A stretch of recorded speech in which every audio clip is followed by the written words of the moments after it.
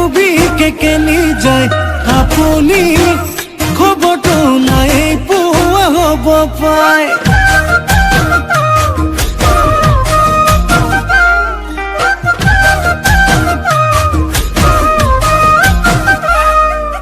শুনকচোন দীপেন কাই কুবা কুবি কেকলৈ যায় ঘৰত কি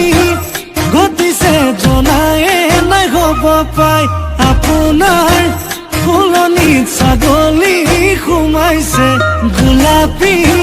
বনিকণ ঘৰত বাৰু আছেনে